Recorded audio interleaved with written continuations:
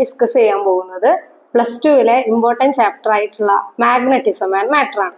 അതിൽ first topic വരുന്നത് magnetic Lorentz force ആണ്. എന്താണ് മാഗ്നറ്റിക് ലോറൻസ് ഫോഴ്സ്?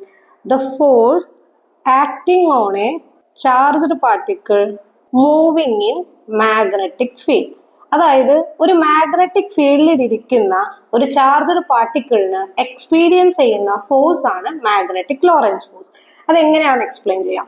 അതായത് ഇതാണ് യൂണിഫോം മാഗ്നറ്റിക് ഫീൽഡ് എന്ന് വിചാരിക്കാം. Q എന്നതാണ് നമ്മുടെ ചാർജ്, B ആണ് നമ്മുടെ യൂണിഫോം മാഗ്നറ്റിക് ഫീൽഡ്. ഈ ചാർജ് റെസ്റ്റിൽ ഇരിക്കുന്ന വരെ ഈ ചാർജിന് എന്തുണ്ടായിരിക്കില്ല? മാഗ്നറ്റിക് ഫീൽഡ് ഉണ്ടായിരിക്കില്ല.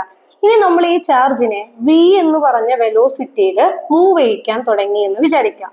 V എന്ന വെലോസിറ്റിയിൽ ചാർജ് മൂവ് ചെയ്യാൻ തുടങ്ങുന്ന ആ ടൈം തൊട്ട് ഈ ചാർജിന് എന്തുണ്ടായിരിക്കും? ഒരു മാഗ്നറ്റിക് ഫീൽഡ് ഉണ്ടായിരിക്കും. ഈ രണ്ട് മാഗ്നറ്റിക് ഫീൽഡ് കാരണം, അതായത് ഈ യൂണിഫോം മാഗ്നറ്റിക് ഫീൽഡും ഈ ചാർജ് മൂവ് ചെയ്തപ്പോൾ ആ ചാർജിനുണ്ടായ മാഗ്നറ്റിക് ഫീൽഡ് കാരണം ഉണ്ടാവുന്ന ഫോഴ്സിനെയാണ് നമ്മൾ എന്ത് പറയുന്നത്? മാഗ്നറ്റിക് ലോറൻസ് ഫോഴ്സ് എന്ന് പറയുന്നത്.